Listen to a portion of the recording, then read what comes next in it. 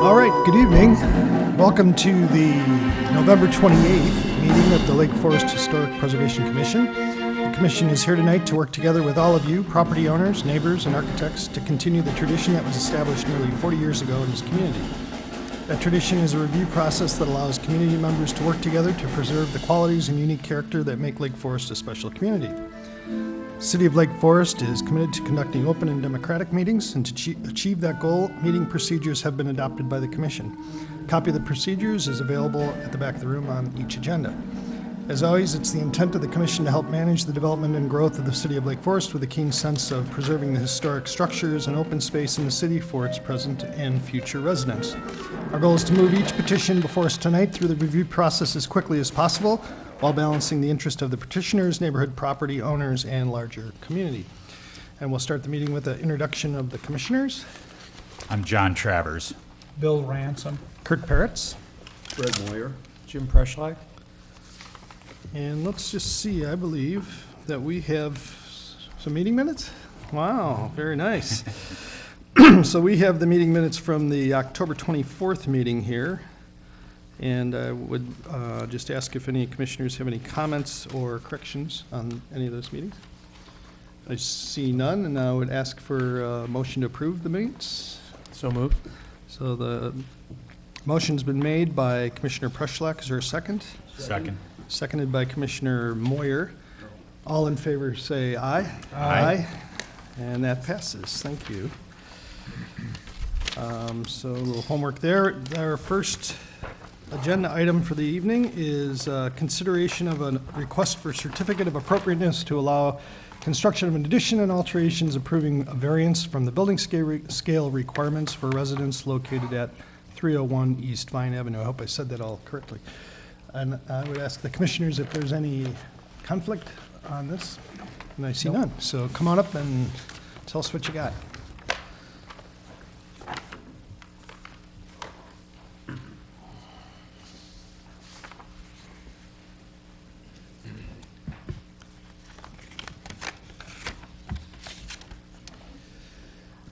Mr. Chairman, members of the board, my name is Scott Stradiff, and I will be presenting this petition tonight on behalf of the owners Chip and Mary Ann Stride. The primary intent of this petition is to request the approval for exterior improvements to the existing residence located at 301 Vine Avenue. The proposed modifications will require the following zoning variances for the 25,499 square foot lot. Number one, a variation to the existing side yard setback lines, as the existing house is currently non-conforming. And number two, a variation to the maximum bulk limitation.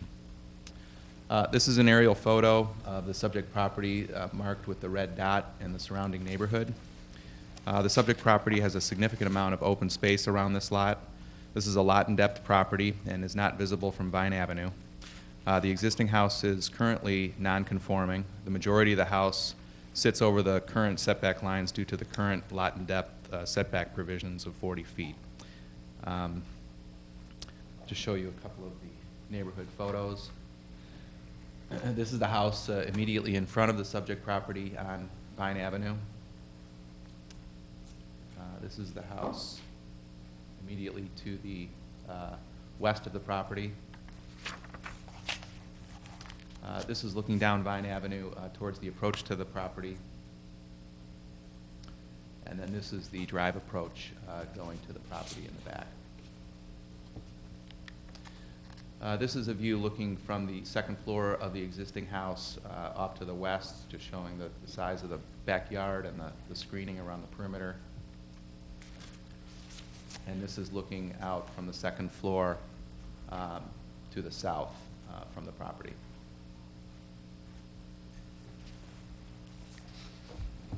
The current owners, Chip and Mary Ann Stride, have lived in Lake Forest for many years and have lived in this house for the past 14 years. While they love this location, the house was originally designed and built as a spec house by the original property owner. Many of the materials selected and designed were based on minimizing construction costs. The Stride's primary objective for the property is to enhance the architectural character and quality of the existing residence to a level that is more consistent with the quality of the homes in the surrounding neighborhood. Just show you a couple of the photos around the house as the property exists today. This is the front. This is around the north side of the house, and then the rear elevation. And then I will show you the existing versus the proposed elevations. The improvements that are proposed for the home include the following. Number one, removal of an existing 9-foot wide by 39-foot tall chimney mass and replaced with a new approximately 393 square foot 1-story screen porch and smaller chimney. Number two, removal of the existing non-aligned front entry portico and stoop and replaced with a new architecturally correct and proportioned covered entry portico. Number three, removal of the existing first floor level horizontal siding and replaced with new land and stone veneer. Number four, upgrade and simplification of the exterior finish materials such as new exterior trim, brackets, columns, fascia and soffits, and copper gutters. And number five, new simulated divided lights on the interior and the exterior of the windows, which are currently snap-in buttons. So this is the existing versus the proposed front elevation. The portico up in the front is currently not aligned with the front door or the axis of circulation to the interior. And then this is the proposed entry portico on the bottom here. This is an existing photo of that portico, which is, I think, made up of kind of a kit of parts from sort of leftover materials on the job site. And then just showing the limitations on the front porch there. This is the existing versus proposed south elevation.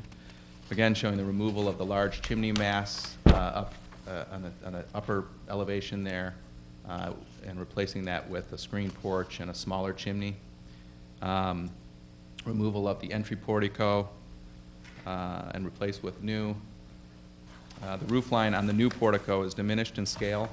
However, the footprint is enlarged to bring the portico back into alignment with the front door and axis of circulation on the interior, thus having a net increase in square footage calculation. And also, I'm going to point out the addition of a consistent horizontal eave line here, which serves to diminish at least the perception of scale on these large gable ends of the house. This is the existing versus the proposed west elevation. The hatched area there, which you see in the middle, is the current buildable envelope. And that setback variance was actually awarded at the zoning hearing on Monday night. And then finally, the north elevation showing existing and proposed, which with much of the same. The proposed project consists of improvements that satisfy the programmatic needs of the owners and will generally improve the character and overall appearance of the property. This request will not offer the owners a special privilege that other like property owners do not enjoy. The variation requested is wholly for exterior improvements and covered outdoor space. No additional interior living space is requested. The Strides enjoy outdoor living and entertaining, but are in need of an exterior space where they can be protected from sun, bees, and mosquitoes due to some severe allergies in the family. The owners have reviewed this petition with the surrounding neighborhood and have their support on the proposed improvements, and those letters are included in your packets. So for these reasons, we would like to request that this petition be approved. Thank you. All right, thank you. Megan, do we have a staff report for us? Thank you, Chairman Pairitz. This project has several components that are before the Historic Preservation Commission for consideration this evening. They include a building scale variance to allow the screen porch addition, the modified portico, and the third floor attic dormer. There is a proposed relocation of a chimney, as well as material and window changes proposed. Those are the three main components before the Historic Preservation Commission, as was mentioned by the petitioner. The Zoning Board of Appeals acted on this petition on Monday evening. They did recommend approval to the City Council of the zoning variance, given the hardship that was created on the lot as a result of a change to the zoning code. You may have noticed when you visited the property before this meeting that some of the exterior changes have already occurred on the property. The large chimney that is shown on the existing elevations in the packet has been removed.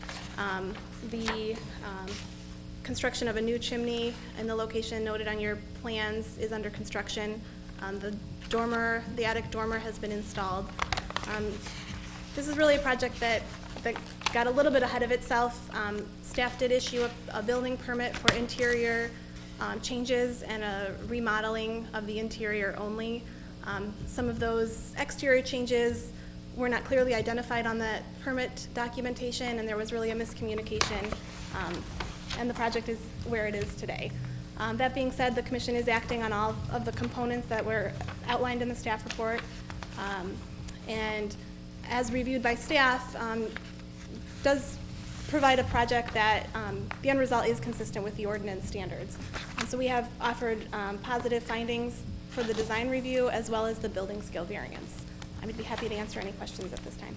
All right, thank you very much. And now's an opportunity for any of the commissioners to ask questions of either this. Go ahead. I have one more thing to add. Sure. I did want to note that the petitioner noted two pieces of correspondence that were included in your packet. There was also a memo from the Historic Preservation Foundation indicating general support for the project, including the replacement windows, given the proposed use of interior and exterior mutton bars, as well as the additions and building scale variance. Thank you. All right, folks, any questions for either the petitioner or the staff? Well, I had two questions, I guess. Please. My first question related to, and I think it's directed towards staff, relative to the construction of some of these improvements before the commission has acted on them, or I guess a permit has been issued, I suppose, perhaps. Is that the result, in your opinion, of miscommunication as opposed to anything else? There was certainly miscommunication about the scope of work that was going to be completed on the property prior to coming to the commission for approval. We did issue an interior remodel program permit in an effort to get the homeowner started on the project in advance of seeing the additions come before the commission. Oftentimes, we do offer that as a way to keep people moving on their construction projects, so long as the interior remodel changes are not impacted by the exterior projects that are under consideration by the commission. So I think in this case, the project really did get ahead of itself, and it was a miscommunication with respect to the permit drawings and the understanding that it would be an interior remodel only. Great. My second question was the overage calculations by staff appeared to indicate an overage of 23.7%. And then I thought I read in the report from the owner's architect that the overage figure was about 11%. Is that your understanding? And would that relate to inclusion or exclusion of the access square footage, or do you understand the difference, where the difference may come from? Yeah, you're absolutely correct. I believe that the petitioner's numbers were based on the full lot area. When staff reviewed that information and provided the calculation in your packet, the access area is actually excluded from the lot area for the purposes of calculating building scale. So that ratio became a greater percentage. Okay, so your recommendation is based on the 24.7. Correct. And then they asked a question of the petitioner. When I saw the chimney, it appeared that perhaps the chimney would be have a two-faced fireplace with a fireplace that would be fed from outdoors. Is that the case? That's correct. That's correct. So that's not a firewood nook. That's an actual fireplace. That's an actual fireplace, yeah. And I also mentioned, I do have a copy of the permit set of documents that were issued for permit to do the interior space. There's nothing that we're doing out there that's not documented on those documents. I think the confusion came in the verbal communication. I mean, verbally we talked about just doing interior renovations to the house. However, there's quite an extensive amount of interior renovations to the house, and it's and some of those are, you know, we couldn't avoid revealing those on the outside, like moving the chimney or moving the fireplace that was in the middle of the house to the outside wall and things of that nature. And if you wouldn't mind just putting it in perspective for me, just because sometimes we forget about the kind of timeframes involved in these lead times. How long ago did you submit for this meeting tonight? How long does it take to get to this date? I submitted a month ago. A month ago, yeah. And in terms of getting a building permit for interior work, what's the process? How long does that take, or did that take in this case? I met with Kathy in August, and then she said, go ahead and prepare the documents for the interior work. Submitted those, I think, in September. I think we got a permit in the end of September or first part of October. Okay. And then we're here today. Yeah, thank you. That just helps us keep it in perspective. There's obviously a lot of lead time involved in getting from concept to execution, so Yeah, there is. it's helpful. Other questions for either the petitioner or the staff? So we have, obviously quite a large amount of work outside going on. It looks to be largely nice improvements to this home. This is certainly one of these cases where it's a challenge to write a building scale ordinance that would contemplate the parameters of this site. So you can see what's going on here. It doesn't really offend me at all to see a little more bulk being added to the site, and certainly it's an improvement to the house. I guess unless there's any other questions, I'll ask if there's any public comment. So I don't see any other questions. Is there any other public comment on this? And I see none, so now is an opportunity for us to deliberate further if we have any deliberations. Anyone have such? Pretty easy one. All right. Compiled my thoughts. You did a nice job. Thanks, John. So, Thank should you. I, Please. just mention my thoughts? Yeah. Staff and owner's architect both appear to provide a detailed and persuasive demonstration that this project complies with the Lake Forest Historic Preservation Ordinance and merits a building scale variance. For my deliberations, at least, it was also important that nearby affected neighbors have written to the commission expressing their lack of objection to the project, and that the Historic Preservation Foundation has also written to the commission expressing their satisfaction with the project.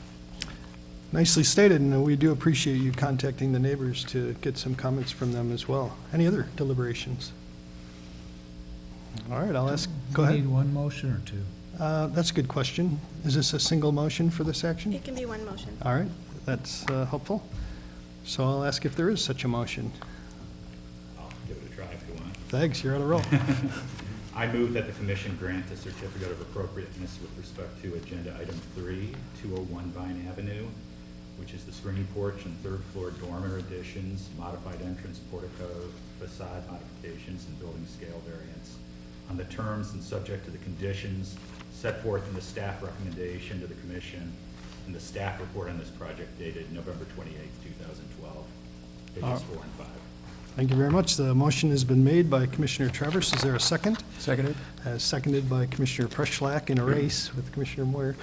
All in favor say aye. Aye. And any opposed? I see none, so congratulations. Good luck with that. Nice project.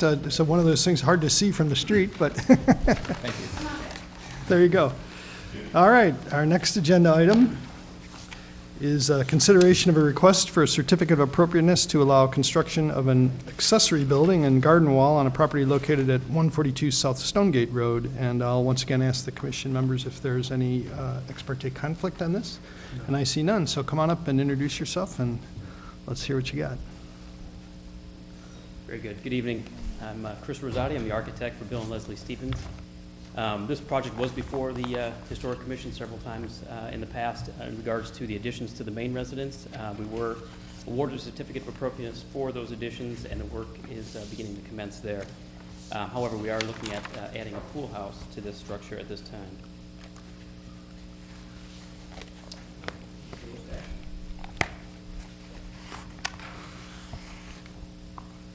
So in designing the pool house for this structure, we looked at the overall site and where the pool was existing on the site, and we just, wanted to anchor the west end of the property as well as the north end of the pool. So that the pool house is distanced from the main residence and does not detract from that. This location provides separation, as I mentioned, from the existing residence, and the scale of the pool house is appropriate for its location. In locating the pool house, we also wanted to incorporate the area of the property between the garage and the pool structure and make it more of an auto port and better integrate it with the property. Currently out there now, there's a wood stockade fence separating the driveway from the pool, and the pool is really somewhat hard to see from the residence. It doesn't really seem connected. So in locating the pool house where we incorporated then a stone garden wall that connects the pool house to the main residence, creating a formal auto port, eliminating that stockade fence, and better integrating the pool with the house. As far as materials and detailing are concerned, we use the same brick, or we're intending to use the same brick on the pool house as we are on the main residence and the additions that we're also doing there. As I mentioned, the pool house itself is appropriately scaled. It's diminutive in stature. The garden wall, again, is also scaled to only be 4 foot tall, which is required for a pool enclosure, and it's still at a pedestrian scale. And the use of wall stone on the garden wall is intentional instead of using brick. So we're trying to really break up the amount of brick that's on this property, but we're going to use a stone that I assume to be similar to the brick color, so it blends well with the nature of the residence, but we're trying to, like I said, eliminate some of the masonry that is on the property now. And then the pedestrian arrangement on the pool house echoes what is going on in the main residence. So here we see the site plan. There's the existing residence. The additions that were previously approved are here. The existing pool in this location here, and there's the existing stockade fence here that we're proposing to remove. And here's our new pool house and garden wall attaching to the main residence. So enlarging that portion, you can better see that this new formal auto port is created with this vehicular gate, pedestrian gate there through the wall as well. It really starts to create a nice space between the house and the pool structure that currently is more utilitarian. The design of the pool house uses the same steeply pitched roof as you see on the main residence. Again, we keep the lower eave line that we have on the main residence as well, and incorporate some similar detailing. The brick coins on the corners,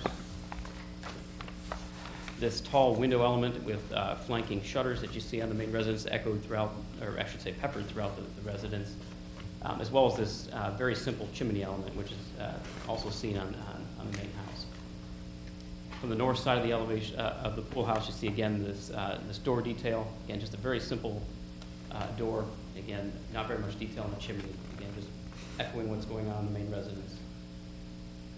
And then the west elevation. So we picked up on some small punched windows that are on the main house with some stone lintels. The only things that maybe differ from the main residence is the use of a copper roof, standing seam copper roof instead of the slate. Again, this is a French eclectic property, so I think it would be in keeping to have an accessory building, maybe start to use some different materials that are in keeping with the formality of the residence, but introducing something else that kind of adds to the fabric of the property. And then we use this wood open porch. Again, we had proposed a wood porch on the main residence at the master bedroom addition, and went to the masonry down the road, but we went back to the wood here because we want to keep the open feel and allow this structure and its proportions to read as it does. Whereas if we used masonry here, this would become more of an appendage to the structure and we'd lose the proportion that we designed it. So in looking back, this is more looking at the, if you're at the secondary drive, pulling into the vehicular gate, you can kind of see the fabric of the property. So the main residence here with the garage addition in this location and the the stone wall connecting the garage to the pool house. And there you can see these tall window elements that are picking up on what's going on in the main house. Real quick with the floor plans, you can see again, this is the main structure of the pool house. The open porch is more intended for summer dining, things like that. So we'll have some folding doors that open up that allow this structure to open up to the pool itself, and you can have some entertainment both inside and outside.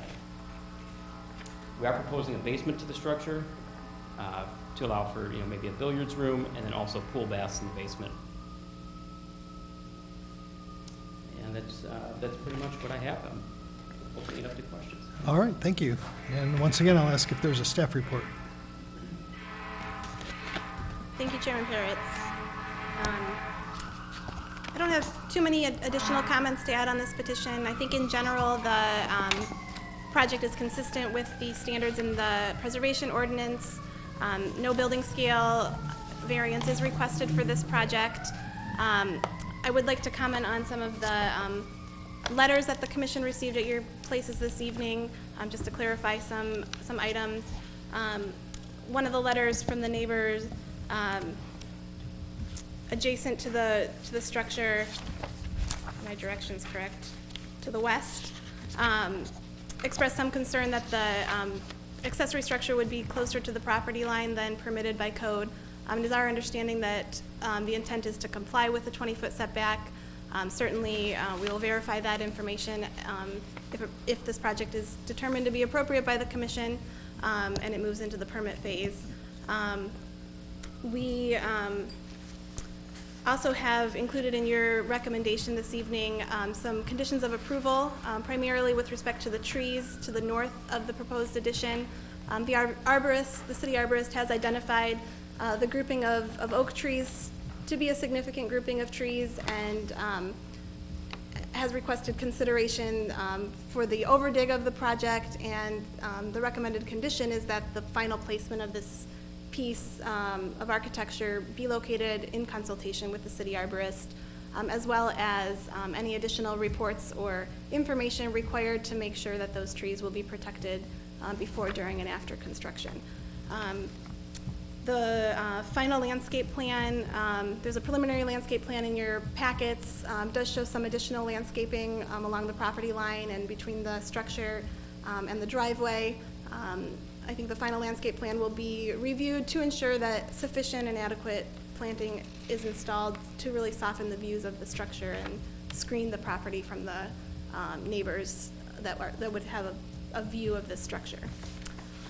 With that, staff does support the project. The commission has seen this property on several occasions. With respect to the main house, the approvals that were granted back in May, the construction has not started, but there's no changes proposed to those approvals, so those are still in place and anticipated to start as soon as the permits are applied for and proper approvals are gained. I'd be happy to answer any questions that you have. All right, thank you, Megan. Now's an opportunity for the commissioners to ask any questions. If you have some, I have one question. please. And, this relates to the steep slope setback. I said it successfully. Good job.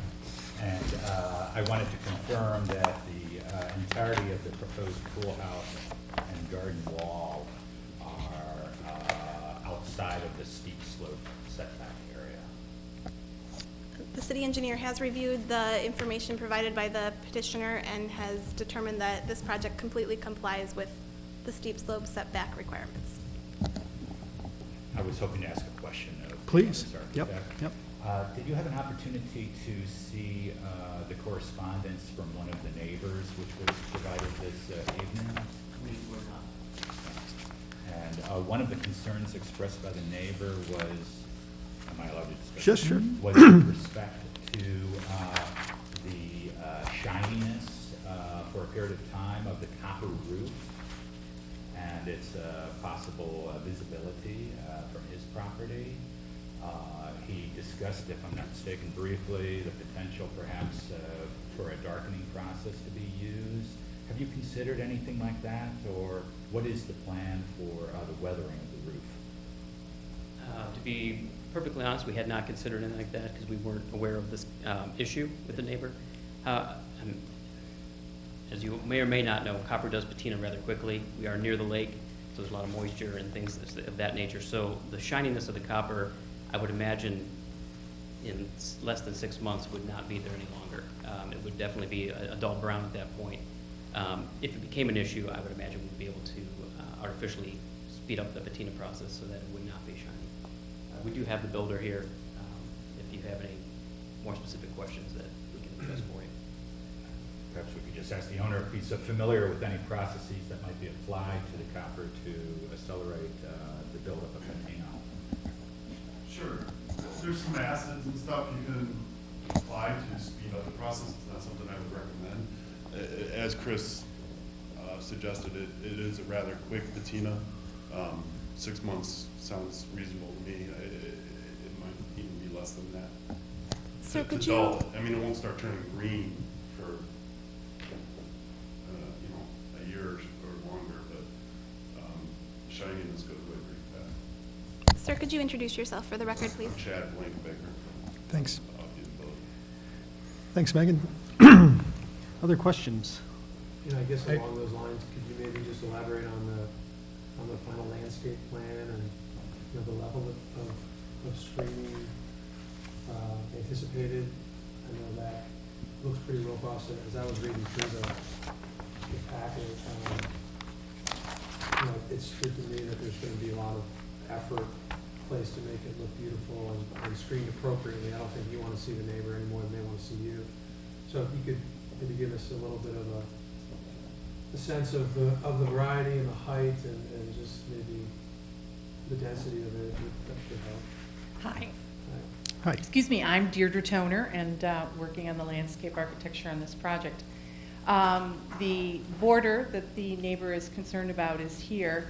We have just recently installed 28 balsam fir and cypress along there to create the screening, which will actually move all the way up to this garden wall here. We have several large trees here. There's a couple maples, an oak, and several other maples along the property line, and we're installing some large witch hazels and viburnums, and for screening that will create a fairly dense deciduous screen throughout the year. It's a little dark in here to have evergreens such as arborvitae or something that would be successful. So the idea is to plant densely along this border to eliminate direct views. And the clients, the Stevens, also would like to have this more enclosed in privacy, so this whole border is being developed with transplanted material and additional native plant materials such as the witch hazels and the viburnums that work right off of the ravine. Thank you. Other questions? Yeah, I have a couple. First of all, as far as the condition as having the arborist participate in the final siting, what exactly are we talking about there? You know, What we're talking about is there's a line of oak trees here. And the building is approximately, right now it's approximately 10 feet, the foundation, from this line of oak trees. And so I think what we're going to work with, Chris and the arborist, is to site that building forward so that the dig is the regulation 12 to 15 feet, so that the oak there's no inhibition to the root structures of those trees. So when we talk about reciting it, it's both the city staffs and your understanding that we're talking maybe a couple feet? That's correct. The Okay. petitioner has stated it well. Okay. But you won't know until you dig to see what the roots structure is, or has that been determined? Is it- The process that would occur prior to the issuance of a permit would be the due diligence to ensure that those trees would be protected. So based on knowledge of the type of tree, the root systems, as well as any additional reports or information provided by the petitioner on the condition of those trees, would all help educate those decisions. I have one question about the building itself, so I'll address it to the architect. This half-moon dormer that you have coming off of what I guess is the front, you know, it seems kind of large, and it doesn't seem to pick up on a lot of elements of the main house. And I know this is an accessory building, so you want some distinction, but could you give me the thinking behind that? I find it a little bit jarring, both in size and shape. Yes, it's not, as many of the elements of the main house that we could bring into here we wanted to, but we also didn't want this to mimic exactly the main house. So like I said, we mentioned the copper roof, but this element is intended to not necessarily exactly replicate some of the other elements that are on the main house. So we went with a full half-round window dormer there. It is a large dormer because we're trying to bring some extra light into this space here after we've added this porch, we're losing some of the light that could be coming in through there. So we're going to use this larger window to bring light down into the interior space. So. You know, I know the main structure has some of those, you know, has different types of dormers, both peaked and curved dormers, and it just seems that, you know, be more appropriate to pick up those curved dormer elements from the main house to this accessory structure. That's my opinion. Everybody else on the panel might disagree with me, but that's what I'm thinking. You didn't bring any of the garden wall material, did you? We did not. That has not been selected. It has been, you know, we have intentions of what we were going to be doing with that, but we did not bring any samples with it. I'm a little concerned about that because its connection to both structures, I think it's really important that you get the correct garden wall material. You know, I don't have a problem with its siting height or any of the other elements, but as far as the materials go, you know, I think that the particular material has to be very correct. We have looked at If you could step up to the microphone so people We at have home looked can- at variations on this, and the Stevens have selected a Windsor Lannon stone with a brick coping. So it's very in keeping with the French Norman architecture of the house. And the style is very nice. It's a cement with a veneer on top. So it's a light white, gray, neutral. So this is a rectangular block, not a natural cut stone. It's No, a it's cast natural stone, stone. and it's a buff color, almost a limestone kind of Yes, color. exactly. And then the brick coping would be something that would match the brick color of the house. Is that Yes, what- exactly. And how is the brick coping executed? Is that a flat coping on top? Right. Uh-huh. Okay. And then it hasn't quite been decided. We may use a plain limestone coping Yeah. on the top. But we wanted to keep something that's neutral and light, and in keeping with the more Lake Forest traditional stone wall look, which is a stacked veneer or stacked natural stone wall. Those are the Other- only questions I have. Okay, thanks, Commissioner. Want to weigh in on that? Please. I just would comment that I think among the alternatives that should be looked at, in addition to what you just described, would be to use the same brick as the house for that wall, because one of the characteristics of the house is a very uniform surface that goes everywhere. It becomes a turret at the entry, it becomes straight.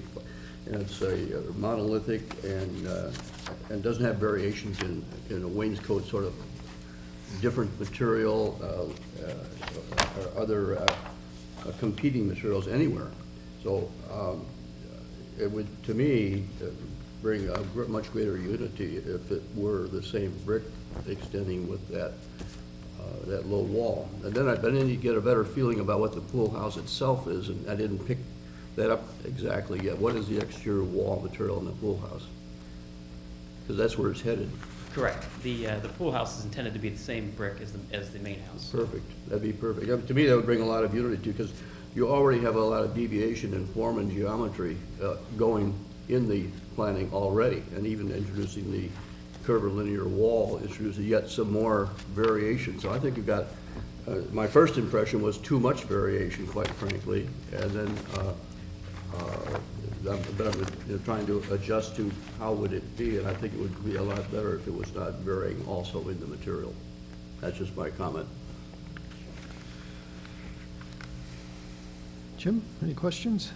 You know, I think those are great questions on the material and especially the continuity between the house and the pool house. I was just curious, maybe if you could speak on how you size the roof line on the pool house, and you had said in your presentation that was subordinate, and I think when the house came up the last time, I don't know, I think there was a model of the wings, because it was maybe hard for us to get a feel for how much they were jutting out, and if that was going to change the court to the approach of the house, which is so unique and beautiful. And I feel like we felt pretty comfortable with that. And if you could just speak a little bit on the proximity of the roof lines to the garage and the main structures, and how you thought of it being subordinate in more detail, I think that would be helpful to me. Sure. Thanks. When I first started doing this, the building, I actually used the addition to the garage as my starting point. So the relationship of the ground to the eave line is from that garage element, so that we're maintaining that pedestrian feel that we had there over in this element. And then we use the same roof pitch that's on the main house, so we got that 18-12 steep pitch. And then I looked at the balance of masonry wall to roof. The house has a lot more roof than it does wall, and so we wanted to make sure that we didn't have too tall of an eave line, so that there was more masonry than roof. We wanted to make sure that that balance was swayed more to the roof side. So that's how we maintain the scale of it. And then also the porch, and you can see it maybe better on the side elevation, but that eave line is coming down even further there to be a little bit more pedestrian scale as it goes towards the pool itself. Do you feel like when you drive to this new house when it's done, that a visitor would say, oh, that's been there all the time? I actually don't. I think that the intention is that it looks as if it blends well with the structure, but that it was added later at a later date, but and is very well in keeping with what was there. And I think that was the intention of the copper roof, is to introduce some other fabrics. There was an addition that was added to the house on the back side that certainly does not look like it was there all the time. And this, I think, better integrates with the overall structure in that it has better proportions and things of that nature. So, I guess the structure itself would look like it had been there all the time, but I guess what I'm saying, we used a different material on the roof, and that was intentional. Any other questions before I ask if there's any public comment? And I see none, so I'll ask if there's any other public comment on this. And I see none, so let's deliberate a little more. Would you mind showing us that slide that's in our packet that shows the elevation of this building along with the garden wall? There you go, that's the one.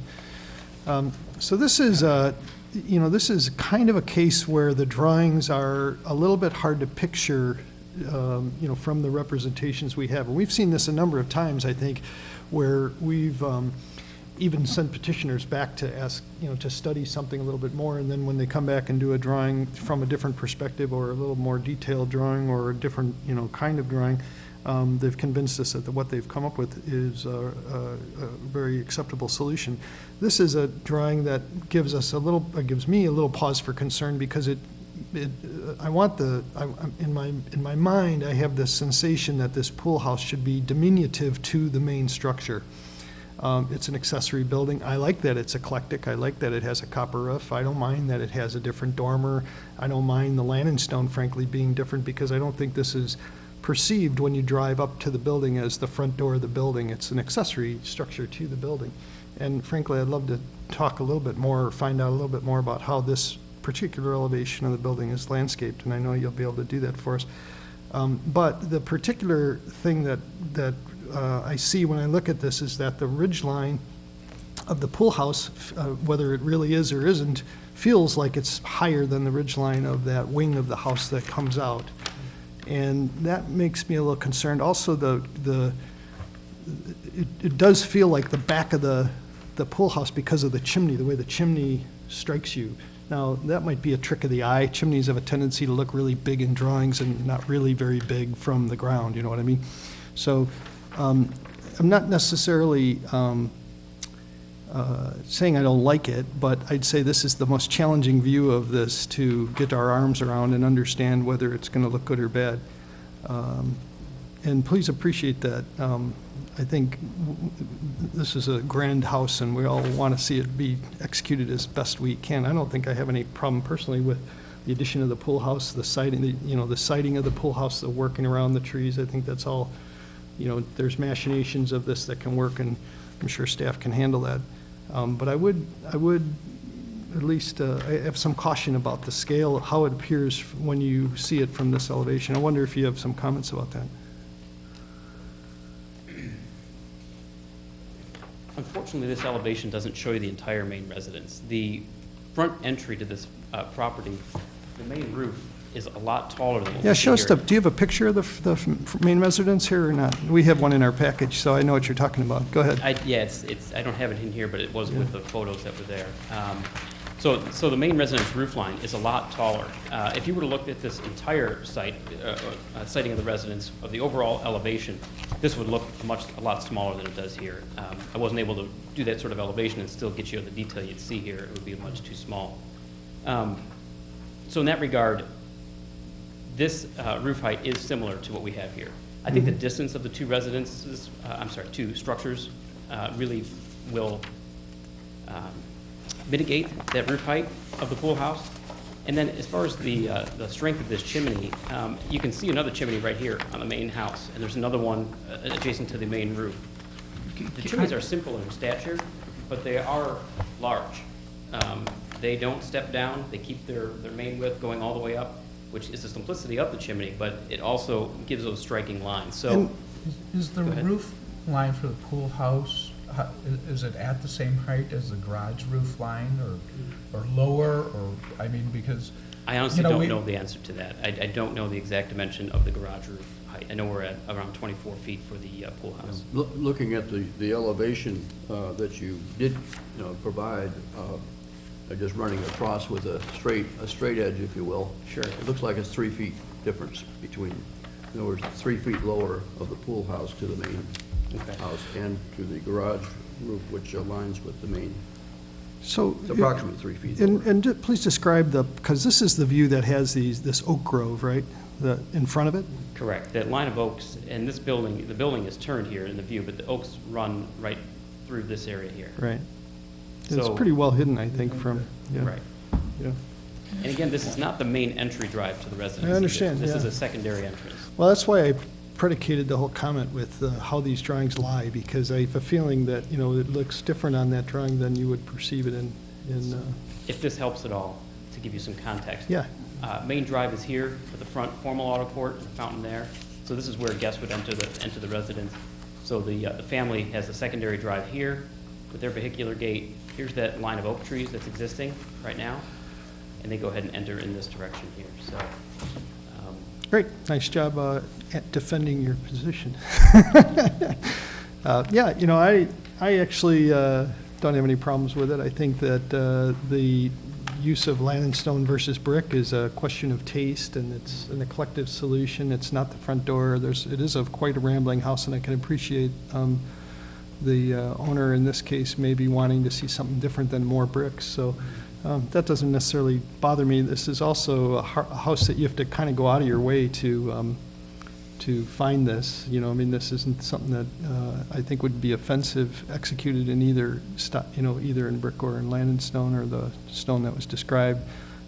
Screening seems like it's appropriately being handled, and not concerned about the patina of the copper roof, given the fact that you have a bunch of landscaping there anyway, and it probably will go to gray pretty fast, I think. So that's my comments. Go ahead, Fred, what do you got? Another question? Yeah. The vehicular gate and the pedestrian gate, on the drawing, it would appear to be a metal grid, but I don't know if that's what in fact you intended. What do you see the material being there? it is intended in the drawings in that way, but we have not fully designed that gate with the homeowner. So it will be a metal gate, as far as I understand, unless. Okay.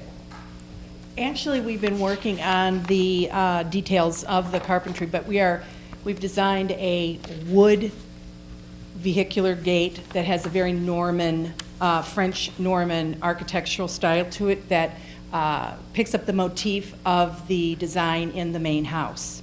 And that garden gate would be the same. And those drawings will be included with elevations of this as well in the permit package for you. Great. Actually like the wood solution better, I think, for this house. Yeah. Wait, do I understand from that it's coming back later when it's developed? Well, I don't know that it would come back to us, but I think we could ask to see it again if you want. I think in this case, if we're confident that staff could have graded that and handled that, we could charge them with that responsibility, but we could stipulate that it's wood. And actually, I like the wood solution better than the iron solution for this particular house, but. I think the direction might be a good one, but I don't think we've ever recommended approval of something that we've never seen and are not going to see. Mm-hmm. That would be a precedent. Well, we've given staff powers to do all kinds of stuff in the past. But you could do whatever, we could ask whatever you want. We have staff instead of a commission in that It's case. true. Yeah. Well, I think to that point, Fred, I think it's a good one. I mean, I think what we're seeing is the overall intent of the design, and if we stipulate that it conforms to that, I think the material use with the direction of wood would give us some comfort, but there's nothing to stop us from seeing the material again. There's a couple things that we could do to handle a specific item like this. We've done it in the past. We've appointed subcommittees when we have concerned committee members to meet with the staff outside of a commission meeting and make sure that they're comfortable with the design of a particular aspect where we have a direction from the commission that the subcommittee can understand. That might be a good solution to this case. So we could talk about that. You know, personally, I think the architect's been doing a pretty good job handling the solution here, although, you know, we given him a pretty hard time, at least the first time around, and I think he's handled our advice or criticism, whichever way you propose to think about it, well in that first go-around. So this is I consider this not a nuance, but it's an important kind of part of this overall scheme, but it's seems like it's being handled by a good crew. I wouldn't have any problem with a subcommittee if you wanted to participate in such a thing, Fred. Glad to. We'd like to have 2 members of the commission do that if we do that. So is there anybody else who's interested in participating in that subcommittee who's here today? I'll participate. Thanks, John. You just you're all right. All right, any other deliberations? That's a good catch, Fred, on the gate. I actually like I the... like it. I mean, I think it's a beautiful house. I Yeah. love this house, and I spent a lot of time here growing up as a boy in the town, and I think it's adding a lot of value to the property. There used to be a trampoline by the pool house, and never really felt like it was part of the structure, and so I think they're bringing it in and kind of unifying the footprint nicely, and I think I'm comfortable with the project, but I do recognize the materials and the devil's in the detail. I just kind of feel like we're focused on the macro compatibility character issues versus the detailed design as a commission. That's where I default. That's part based on my skill set, but part also what I think our board is chartered to do in this community, not to micromanage and to get involved in every aspect of projects, but I do understand the concern. So I agree with that personally myself, but I also know that there's other commissioner members who feel strongly, so I'm willing to accommodate those, and I think that that process of having a subcommittee in this case doesn't bog down unnecessarily either the staff or the petitioner. Yeah. I do, by the way, really like the choice of wood for the porch gables. Gate 2, but also, you know, the main structure, not stone. I think that's a nice departure from the masonry, and I think that'll help serve to lighten the overall mass of this building on the landscape. Any other deliberations? All right, I will ask if there's a motion that would include a subcommittee. Anybody want to make one of those? If you want, I'll try. Give it a shot. So I move that the commission grant a certificate of appropriateness with respect to agenda item 3. Whoa. I'm on the wrong page. Grant a certificate of appropriateness with respect to agenda item 4, 142 South Stonegate Road, new detached pool house and garden wall, on the terms and subject to the conditions set forth in the staff recommendations to the commission and the staff report on this project dated November 28, 2012, page 4, with the proviso that the material and design of the garden wall gate will be subject to further approval by a subcommittee of this commission. So let's make that gates plural. Gates. Thank you. I So the motion's been I made by second the Commissioner. motion. Thank you, and seconded. All in favor say aye. Aye. And congratulations, that passed, so good job on that, and we will, hopefully you understand the condition. Did you? Thank you very much. All right. All right, now's an opportunity for the public to address the Historic Preservation Commission on non-agenda items. I think we might have one this evening. Okay, so any other public non-agenda items? I see none, so now we'll do additional, oh, I'm sorry. Just all discombobulated this evening. Here, I'll jump in. Yeah, why don't you go ahead and give your non-agenda item, Megan? We'll do it under the additional information from staff. A couple weeks ago, when we had a commission meeting, staff mentioned the topic of fences to the commissioners. This conversation is before the Historic Preservation Commission, after City Council directed the Plan Commission to review fences specific to fences within ravines. We really viewed this as an opportunity to review the fence code and see if the existing provisions that we have in place could benefit from additional considerations or additional regulation. So the Historic Preservation Commission, we asked you, to consider fences, to look at fences.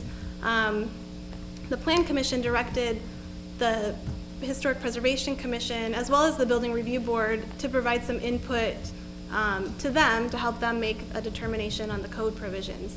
The Commission this evening, or regarding this topic, is not taking any action. The Plan Commission is really looking for direction and input, given your expertise dealing with historic properties. And the Historic Preservation Foundation has been working very hard and put a lot of work into a presentation that they're going to provide this evening to give an overview of fences that exist in the city today and really start the conversation and start you thinking about what information we can pass along to the Plan Commission. So with that, I would like to pass the microphone to Rami Lopat. Take it away.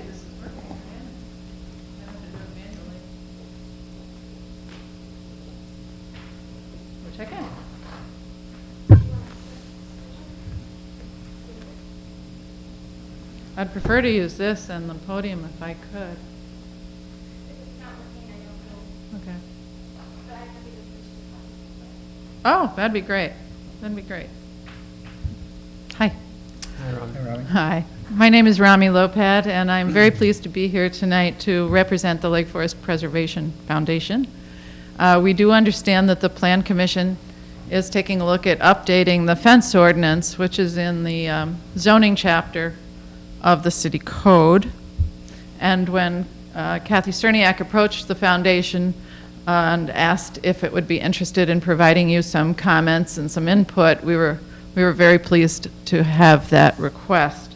And I took this as a personal challenge, being a city planner and garden writer and sometime landscape designer, to go around town, take a look at our fences, and try to puzzle through how we could improve the historic streetscapes of Lake Forest through that fence ordinance. So we put together a small subcommittee. My fellow subcommittee members were Art Miller, Guy Berg, and Alice Moulton-Ely, who's with us tonight, and Suzanne Boren, who's president of the foundation's board. So what we did was put together this slideshow, and what its intention is to show you some of the historic aesthetic of Lake Forest, and then offer you some key considerations, food for thought, if you will. Let me give you a couple of caveats before I begin. First, these pictures are from all around Lake Forest. They're not limited to the historic districts of Lake Forest. They do present the good and the not so good of situations, and I'm going to leave it to you to discern the good from the not so good. We dealt with side yard fences, but mostly front yard fences, and left rear alone. And certainly our intention is not to embarrass any homeowner. Just to be fair about that, I included a slide of my own not so good fence. And And lastly, and most importantly, the Lake Forest Foundation Board itself has not come up with any recommendations for you as yet. They saw this slideshow for the first time last night.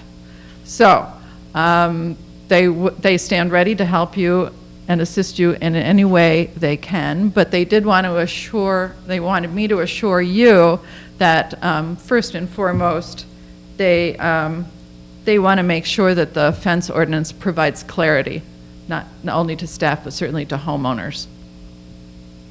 So let's get going with Lake Forest Streets and Fencescapes.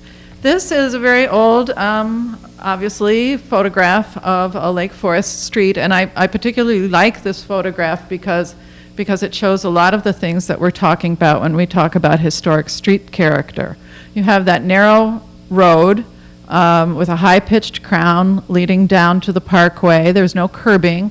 There's a rather wide parkway in this picture, and fairly regularly planted canopy trees, but if you look closely at the picture further down, those trees become irregular in the spacings between them. And then you have a wide buffer of both shrubbery and trees and even some turf between the house and the sidewalk. To go back a little, I went and did some research on what was actually happening during the time that Lake Forest was really being developed early on. Very early, Lake Forest had white picket fences to corral cows, but Mrs. Mary Farwell, married to the U.S. Senator Farwell, president of the Village Improvement Society, decided it would be nice to have it look more like a park. Cows and fences were removed. Hopefully she got her wish that it became more like a park. Thank you. The early designers, the early national designers, wanted houses to be completely open to view, transparent fences, and no hedges. And you can see some quotes. Those are from 1870. Thank you, Megan. Designers at the time, and these were national designers. There was a book in 1870 that was a bestseller, that author said a gateway should always be marked in some way so that people will know at a glance and at some distance just where the entrance to the home is. This is generally done by making the gate posts conspicuous, but that is easy to overdo. Later, Frederic Law Olmsted, Robinson, and Simons wrote that landscaping is key to preserving a pastoral streetscape aesthetic while maintaining privacy. So they were objecting to that open lawn kind of idea, and I offer you some quotes from them as well. Olmsted actually wrote a review of that early national bestseller, and he said, "Forbidding all family privacy seems churlish. A lawn sparingly framed with masses of shrubbery will be best." Next, in 1903, Charles Mulford Robinson, I don't know if you're familiar with him, but he was one of our very earliest city planners, then called a civic designer. He worked at the University of Illinois, which was the second urban planning school behind Harvard in the United States. Said a hedge is better than a fence, but an irregular belt of planting is better than a hedge. And lastly, in 1921, O.C. Simons, in a rather famous quote, said, "A glimpse leading to the exercise of one's imagination is far more interesting than having the properly entirely exposed to view." So they were all concerned about privacy, and I might call your attention to Riverside. I hope you've been to Riverside, Illinois, because there they have that open lawn quality. And Olmsted worked on that, but it was right at the heels of that national bestseller. And so they used shrubbery to obscure something unfavorable in the landscape, but they were using that open lawn to get a long view for the homeowner. So you were borrowing from, you had a depressed roadway, you saw over the roadway, you were borrowing the view from the property next door to see the woods, the property next door, some view in the distance. Preserving Lake Forest historic streetscapes. What do we know about the city's own guidelines and the fence ordinance? First of all, the city has a booklet, I'm sure you're all familiar with it, called the City of Lake Forest Residential Design Guidelines. In it, there is a section about fences and gate posts. And it says, fences and gates made of cast iron, wrought iron, or wood pickets are appropriate for front yards. Chain link and stockade fence are discouraged. It also says front yard fences should allow views of the yard and building. About gates, they should be compatible with existing fencing, walls, or landscaping, and they should be appropriate in materials, design, and scale to the period and character of the structure they surround. So let me, so what are the major components of that fence ordinance? It allows fences and walls under 4 feet on the direct property line, but no setback or landscaping is required. It requires fences and walls taller than 4 feet, up to 7 feet, to be set back 3 feet from the property line, but this narrow space must be landscaped. Landscaping must provide consistent year-round coverage of at least 30% of the fence or wall, and side yards are allowed within 3 feet of the property line. Now we'll run through some slides that I think are respectful of that historic pastoral tradition. Yeah, a little slower than that though, because it's a little hard to understand what you're seeing here. Streetscapes, and the top one above actually has a fence behind it. Washington Road is a good example of the pastoral. You have the curving road, you have a ravine, you have few fences, and you have a lot of shrubbery and trees almost right up against the street. And in this case, a lovely short fence right up against the property line. Here's some views of other concepts, all of which have a fence involved. But here, there may be a fence in some of these pictures. In others, there's other ways of providing that buffer between the house. On the lower right, for example, you have a berm. So how can private fences and historic public streetscape character become more compatible? This is where I really ask you from this point on to really use your imagination, take a look at these pictures and see what you would change, what you would recommend. And you can just run through these, Megan, about 3 or 4 seconds.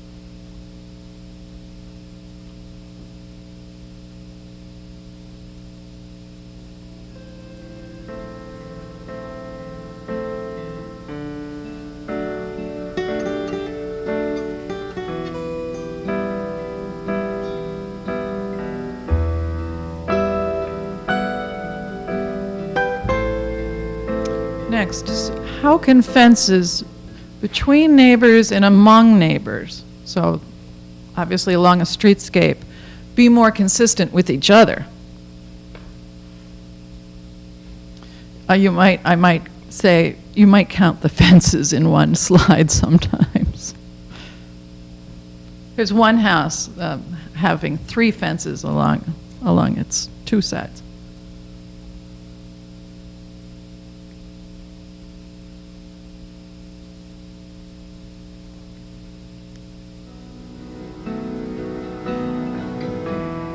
Here's a question. Here's a grove of trees, happens to be buckthorn, but on the other side a picket fence. It's a very different combination on one small area.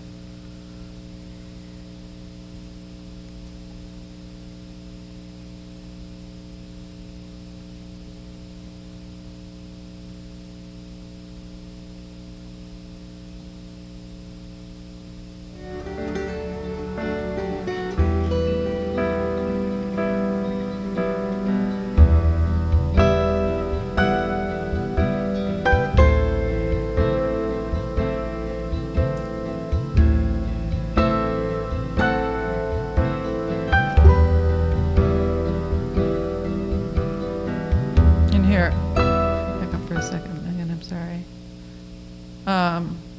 Just so you can see, this is a good, I think this is a good example of where one shrub can bridge the gap between two very different styles of fence. What's the long-term maintenance requirement for fences and walls in Lake Forest?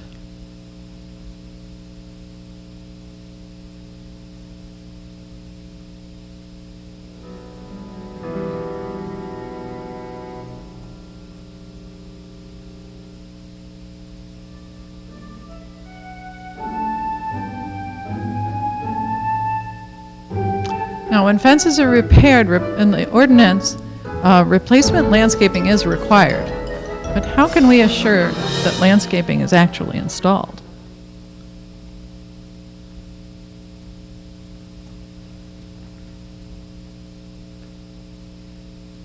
Next, is fence color an issue? Natural, white, black, green, yellow? What if it were red or purple? What is appropriate for both the house and the landscape?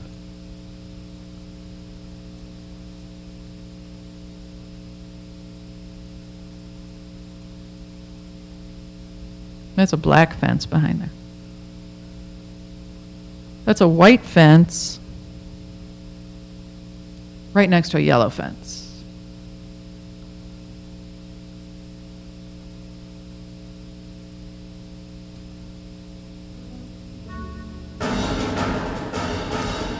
Should fences be built in ravines? And you have a lot of issues there. The aesthetics of it, drainage, shade against the wildflowers, that is. The need for wildlife, they use those ravines versus the need to manage wildlife and keep them out of your property. The privacy issue, safety, and materials.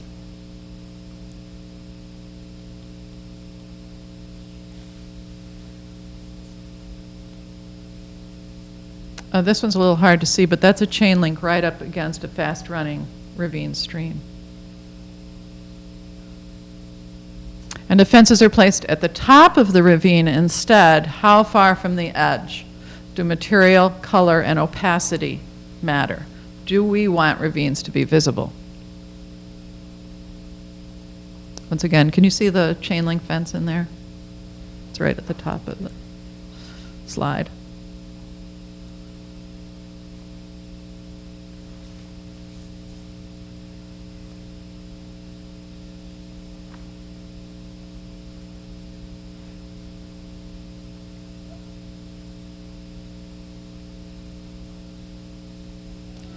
Side yards. How far should side yard fences extend toward the front? Should they be angled or lowered the closer they go to the front? And again, what about materials and landscaping of those side yard fences?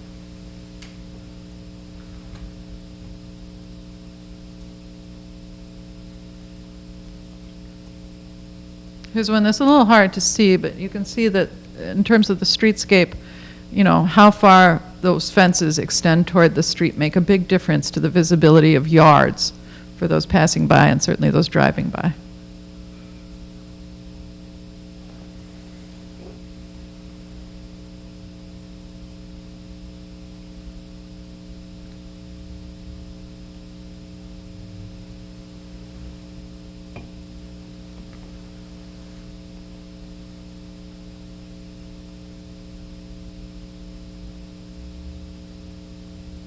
This is one where the homeowner pushed the stockade fence, you know, basically back to the line of the building instead of building the stockade between two very closely related houses, but used landscaping as the buffer.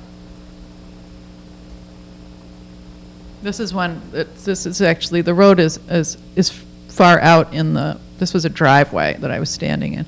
The road is out that way, but the fence not only angles but then goes very low. What's the balance between diversity on a very short street and when it becomes a cluttered situation? This is a grouping of many different examples of front yard treatments on one short street.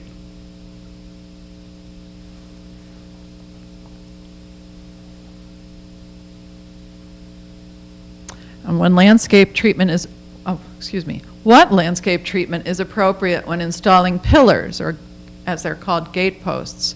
And is mailbox, security equipment, and signage clutter a problem? And what about gate post scale?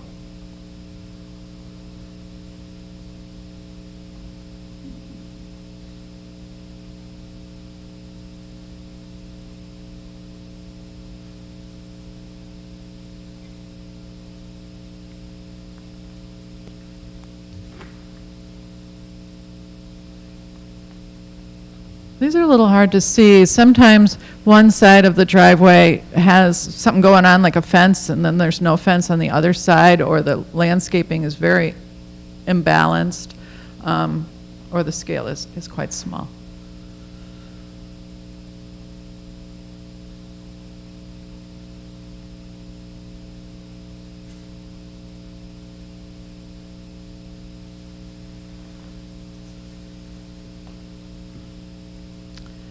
Question, should there be landscaping in front of all fences and walls? Recall that that's not necessary in front of a short fence. Should there ever be exceptions? That leads to the question of what is landscaping?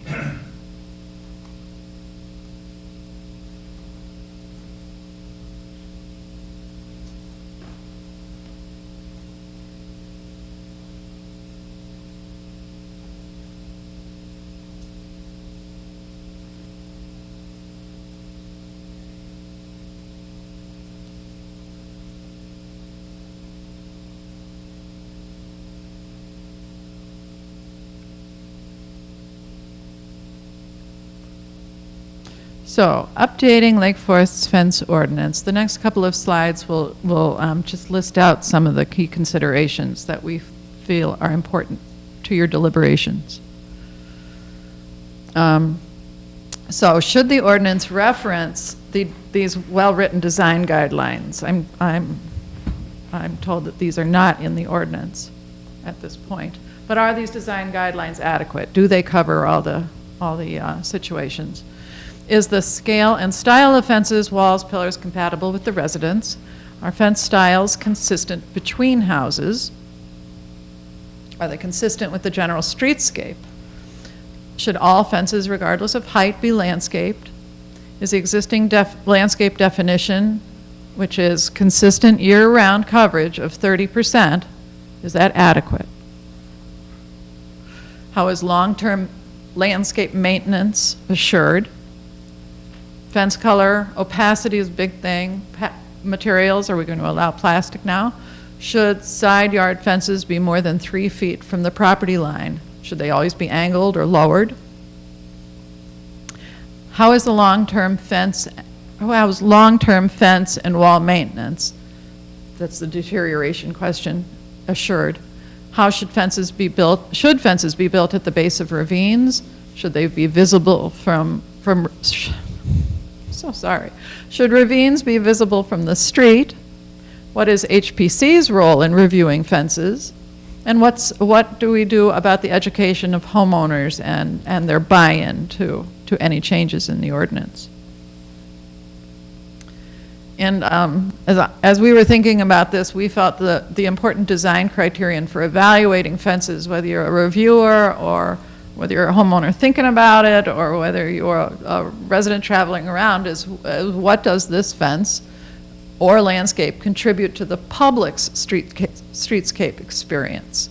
So you may have a fabulous gate, and yet and you've put a lot of investment in that with the landscaping and everything, and then you put up, say, chain link for the rest of the streetscape. That's the end of the slideshow. I wanted to remind you that our mission at the Lake Forest Preservation Foundation is to promote the historic visual character of Lake Forest, and to assure you once again that we stand ready to assist you any which way we can as you go forward with your deliberations. So thank you very much. Appreciate it. Thank you. You're welcome. Could I ask a quick question? Please do. I think the opportunity is for us to react to the presentation, so go ahead, John. Will we get a printed copy of this PowerPoint presentation? Of course. Sure. That would be great. And then, do you all have a portfolio of images, historic images of Lake Forest streetscapes? Because, I mean, we have a lot of pictures here of current streetscapes. Right. But, They're actually harder to come by than you think. And the repository for that is really Lake Forest College, and I'm sure Art Miller would be happy to get them together for you, but it's difficult to find those landscape, streetscape pictures. You know, there's house pictures. It's difficult to just concentrate on the street itself. and can I ask another question? Mm-hmm. Then is the historical foundation is thinking about the fence and streetscape issue. Are they also thinking of the parkway issue? You know, we're going to be losing our ash trees, and you know, of course, one would like to think that we'll do it better next time. Right. But you know, I've wondered about that. Historically, did we have 50 ashes planted in a row at equal distances from each other for the entire length of streets the way Right. we do today? Or was it different? And how does yeah. that fit into what you're doing now? It's a really interesting question. Recall that those early designers, one reason that they were so enamored of Lake Forest was that Lake Forest had a very intact woodsy landscape. And they were reacting close to violently because so much timbering had gone on. You may remember that Highwood was totally timbered. That's where the sawmills were. The Mr. Farwell over on our lakefront had complete permission to cut down trees in the vicinity of Forest Park, in fact, in the park, to build a pier. We certainly had the need to build houses out of wood, and Northwestern Railroad, for example, and the elevated and the electric line was taking down trees to build railroad ties. So, and Michigan, where, say, O.C. Simons was from, was completely denuded to provide timber for Chicago. So that's where that landscape tradition came out of, that they really wanted to protect that natural environment. And we've, by and large, done a great job here in Lake Forest. So as it comes forward, we went through the elm tree phase, you know, and now we're going through the ash tree phase. So it's always a balance of what's going to happen there. But we've developed the city staff is really good, and the Mr. Myers out of the Parks Department is really well aware of this, and we're having this really good dialogue about what the style is, because there's maintenance issues. Should we have grass strips everywhere? Should the shrubs come right up to the street? That kind of thing, and we're going to work that out. So you are integrating that with... Yeah, I definitely think there's an awareness there, but it takes the education of the residents, and that's the piece that we don't have tied down, how to most effectively communicate that there is an aesthetic here. Megan, I have a question for you, and Rami, thanks a lot. It was a really good presentation, a lot of work. Thank you. So thanks a lot for that. It's very helpful too, and I think you framed the questions very well.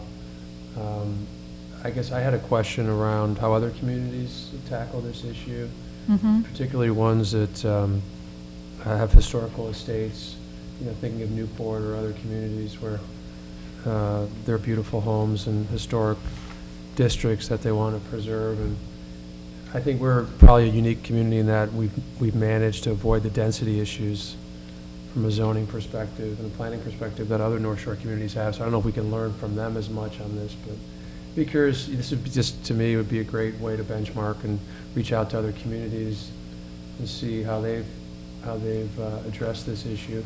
I think, you know, if you think of the issues around fencing that have come to our board and how we've handled it, I mean, I haven't been on the board for very long, a couple of years, but there's two that I remember. One is the one on Sheridan Road when it was just off of Westminster. I think it was a material bulk kind of transparency issue in terms of height, and they just ended up shelving it, and we pushed back because it was in the historic district, and they planted some low shrubs and just, we're done with it. The other issue was around security and really just integrated character by the lakefront. And, this community is blessed with a lot of successful and passionate and caring people. And I think one of the key questions is how do we balance, two issues, security and safety, while being mindful of the character and the preservation of the unique spaces. Because that one was, I don't know if Fred did a good job of disarming that one a bit on security. If you're concerned about security, there's other ways to do it in terms of sensors and other things. So I think our approach should vary by, historic district, non-historic district, and I think it really should be issues driven. If you want the community and the citizens to buy into this, then I think we have to take it from their perspective around, well, I got a bunch of fences already, and is this going to be retroactive to my existing fence clutter, and am I going to have to invest to clean that up? And guess what? I may not have a job, and or my portfolio is under duress, and I don't want to bite that off. Another issue, is safety for young families, and corralling kids, and that utilitarian fence gives a young mother and others that are working hard in the community, and there's young families in pockets of this town that would maybe want a buffer. Now, you're with your children, but I have young kids, and as they get older, they're out more and more on their own in the elementary times, and if they can jump over into cars. All the big fences that you showed was interesting, were clustered around Western Avenue, some of them. There was a lot of heavy traffic areas, and I don't know how they all evolved, and every fence has a different story. But, I think we just need to be mindful that it's going to be very hard to legislate for every particular scenario and a petitioner that comes forward. But I do wholeheartedly agree that it should be linked to the design requirements. Well, why have the requirements if it's not linked? And then the other thing that really struck me was the ravine issues is a real big issue that, just from a preservation of the ravines, from a view and access, and I think that should be treated as a separate issue as well. But those are just some initial reactions I had. Good thoughts? A couple of comments. I thought it's a fascinating project, and just by way of background, I've spent a number of years of my career, writing guidelines and standards, and I went into that process. I'm dragged in, by the way, because I'm making a very short speech here, but I had prior involvement using federal minimum property standards for housing on projects, which points were awarded, a quarter point for a balcony, and you could points for different features of a design. And my observations were that no good architecture ever resulted from any of the applications of these standards. So, when the district was asked by the university, I was a faculty member, professor of architecture at the time, University of Illinois, asked to respond to an RFP to develop guidelines and standards. And I said, no, I wasn't interested. Well, the head of the department said, no, I want you involved in response. So I said, okay, well. So my part of the contribution to the response was to tell them it was a bad idea to develop these guidelines, which would not apply to all circumstances, would not, et cetera, and so. And they picked our submittal as the people who should write the guidelines and standards. So I then spent the next 8 years doing this kind of thing. And the outcome, all of that suggested to me that, there's a very delicate line between mandating features which will be desirable in one condition, but as Commissioner Preschlack said, it's very contextual. Oftentimes, what will be appropriate in one place may not be appropriate somewhere else. And writing standards that are sensitive to that. I saw it reflected in one of your slides, which I liked. When does diversity become clutter? And so the danger is if you mandate a certain height, certain setback, certain landscaping, and then it gets applied uniformly down the street, you have achieved boredom. And you will lose the diversity and delight that we may find with having differences between different kinds of fences, materials, character, which is delightful when it's not clutter, right. When it's not inappropriate, when it's not insensitive to the context itself. Yeah. So I observed that you have some outstanding people on your committee. So I have confidence that you're going to achieve a good result, but those are just some of the observations I have. Well, we're looking to you to design those guidelines. It's difficult. Don't let it take 8 years here, though. Yeah. So Megan, what other communities, have other communities sharpened the pencil on the fence ordinances? And are there ordinances with teeth in the North Shore or other communities that you think maybe we could reach out to other city managers? I'm sure there are several examples of good code language and ordinances regarding fences and the requirements. Certainly as the commission provides input to staff and ultimately the plan commission, that's good direction to research and look at communities for code language that is that results in a good environment, or what we would consider good environment. Can you give us a sense for the process in terms of staff work, the foundation, volunteer work? That's obviously great, and then our work versus, you know, the plan commission and the city council. I'm trying to figure out timelines and just who's doing what, Sure. when, what the division of labor is. The city council directed the plan commission to ultimately review the code language for fences. That code language is within the zoning code and would be under the purview of the plan commission to make any amendments and recommendations back to the city council with respect to that. When this issue was brought before the plan commission saw the benefit of getting some insight from some of the more design-oriented boards, the Historic Preservation Commission and the Building Review Board, to really weigh in on this issue of design guidelines. You know, should the design guidelines actually be referenced in the ordinance, similar to your preservation ordinance and the language for the Building Review Board. We did a recent code amendment that acknowledged and referenced within the ordinance the guidelines to help strengthen that connection. When So that's were one those option. guidelines created? Sorry to interrupt, but when were they created and how long ago were they last revised? I might have that. The guidelines were created in 2003. So pretty recently. Right. And what process created those? I believe that was another collaborative effort with the Building Review Board, the Historic Preservation Commission, and staff to develop a series of guidelines for architectural review. They really speak to broad issues of compatibility, architectural style, and it's a tool for residents to use to, you know, when they're planning a design project, to look at those design guidelines and get a sense of, you know, what are the boards looking for in a design project. So you give those to petitioners that then would come our way? Like Correct. the two cases that I mentioned, they may have gotten them in the packet of information. Correct. Architects or builders are aware of it. Correct. They're pretty in use, and Mhm. any pushback or issues with them, or is it bad feedback on them, or do people feel like they're pretty flexible but give good direction, or is there any market feedback at all? With respect to the design guidelines, I think they've been successful in the community. I think by you know, referencing the design guidelines in the code for the at least the architectural part of reviews has been successful in the community. I think they're part of your discussion and the input that we're looking for from the Historic Preservation Commission is, should additional considerations be put in the design guidelines? Should those be, is that a good idea to reference that? That's direction that you can provide to the Plan Commission to help them deliberate and make a determination on ultimately what's their decision to recommend to the City Council. Bill, go ahead.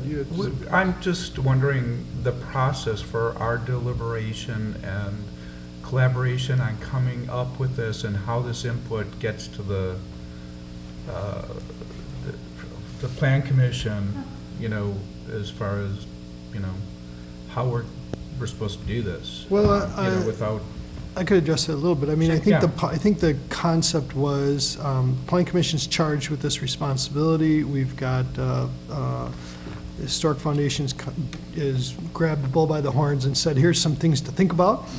here's an opportunity tonight to talk about what we just saw or anything else. And then, you know, we've got email, we've got phones, this is not an agenda item, we can talk amongst ourselves, we can talk to Megan, or we can bring it up at a subsequent meeting if we like.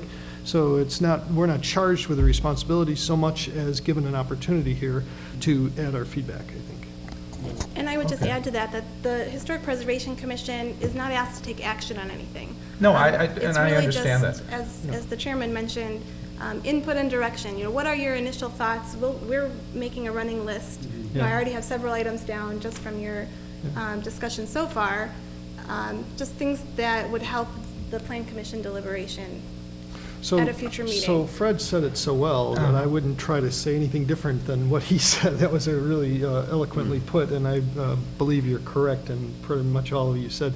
It would be interesting to know how many of those rather not attractive examples were executed after 2003, because I think part of our primary problem here is that we've got so much existing baggage, you know, and you know, as someone who's lived here a long time and has put up with 3 different fences on 3 different sides of my property, none of which I own, you know, it's there, and those have all been there 20 years and are probably likely to be there 20 years from now.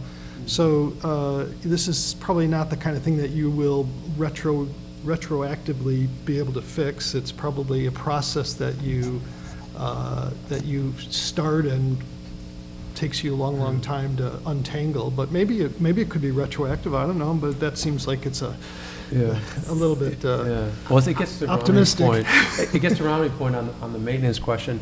And we all want to be good neighbors and good citizens, and so if we see a neighbor or if we see a fence of ours falling down, we're going to feel some culpability about it, and we're going to maintain it, right? To just I think the maintenance is an easier one but to. The question is there teeth in the ordinance? If that doesn't happen, you know, where the fence is on its last legs, but no one's seeing that it's on its last legs, and you know, that's a tough question. You know? I don't think it's an aesthetic question. I think that's a question for the city to try to figure out how they enforce their code, and they have tools to do that on lots of different fronts for different things that they have to enforce. And I do think maintenance is one of the things that we could probably fix retroactively, because all of the fences that are out there should be maintained, and that's probably something that, you know, the staff can find a way to do. Some of them I wish they wouldn't maintain and they would just fall down, you know. So, I mean, how do you guys handle that today? I mean, is that just kind of one-off, or do you get complaints from someone that says this fence is not nice, or it's falling down, or it's on my property, and like how does it work today? What's the as is? We do have a nuisance ordinance, and property maintenance is covered in that ordinance. Certainly, the Plan Commission could make a determination that is not sufficient, that there needs to be specific items to ensure that fence maintenance is happening for the long term.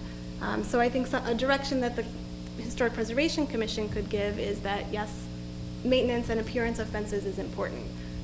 And we can look at how, you know, that's executed, as the chairman was suggesting. To your point, we do have a code enforcement officer whose role is to look at those items, to register complaints and act on those in accordance with the nuisance ordinance. Is there a scenario now, Megan, where a fence would be changed or built or altered in the historic district and it wouldn't come to us? Sure. There are cases where fences are not visible from the streetscape. There are cases where a determination is made that sufficient landscaping exists, that there's not a negative impact to the streetscape. I think the petitions that you see are more of the masonry structures of those fences that really create a change in the streetscape. But of those, they're all coming to us. Some of them, there's nothing that I think the says, staff is making a call on that. there's nothing that specifically says, you know, this has to go to the commission. That's the question. There's nothing like, oh, this, well, maybe you do your judgment, right? So one direction we could say is, you know, just fences that are contextual to the neighborhood and of historic value and are, you know, street facing, that they have to come in front of us. I mean, I don't know I think if that's something the commission could, this commission could talk about and say, yes, we do encourage that all fences within the historic So, district so, go for before the example, commission. though, Jim, I think what you have to keep in mind is that the kind of fence that we might not see today might be, the kind of fence that is on the side of a property that meets all the design criteria, even though it's not required in the ordinance too, but it has considered those, the staff's looked at it and said, oh, we think this is a great fence, I'm sure, we wouldn't have an issue with this, and they make a call. It's like the question we were talking about before, what level of detail do you want to grade on every project in the city? And also, what level of detail do you want your homeowners to have to endure for every project in the city, right? So there's kind of a, walking a dangerous line there. But on the other hand, it's quite obvious that we need some controls on what's allowed and what's not allowed with respect to fences. So that's why it's such a sticky wicket, but I don't think that, generally speaking, I'm not uncomfortable with the staff having parameters that they can approve projects under that they think comply with the intention of the ordinances and the intention of I view our board as, our board's job is when it's not an easy call. When it's not an easy call, somebody's got to come and sit down and arbitrate whether or not this should be allowed or not allowed, what's right with it, what's wrong with it. The easy ones are no problem. If somebody wants to do a beautiful something and the staff realizes it's a beautiful something and it meets all the requirements of the code, I don't need to see that. We exist for the problem childs. So I wouldn't mind the ordinance being written along those lines so that, there's something out there that you can do without coming to us. Or don't think about it just as in the historic district, think about it all over Lake Forest. What can you do without going to 2 months of submittals and hearings? Can you do anything? You must be able to do something. Well, take these two cases that we saw today, those are good examples. I know I read through those petitions and I didn't think they weren't problem childs to me. That's my personal opinion. Right. Based on my purview and of what the board is and the design constructs that I saw in the staff report. So it's kind of, but you know what I'm saying? I mean, it's like, I do know what you're saying. So when it rises to a level that can potentially influence the public good, the citizens of the community, I think, are relying on us or our predecessors to be an arbiter in the mix as their representative versus just the staff. And I don't know if it's street-facing fencing that should be, always. I mean, I know there's a scenario where I'd be fine with it. That I wouldn't need to see it, but I don't know that's the right thing. I guess. I would just comment that the petitions that you saw this evening were directed to the commission because they were required to by ordinance. Yeah. So right now, there's nothing that says fences have to go before the Historic Preservation Commission. And I think that's the fine line of when is it appropriate to come before the commission. I think talking about that would be good input for the Plan Commission. Also, it's uneven. I shouldn't say it's uneven, but in a historic district, it's treated differently than a non-historic district. But there's certainly very, very nice non-historic districts in Lake Forest where people are building things that strictly comply with ordinance, but aren't being graded by an aesthetic committee, if you will, like we are.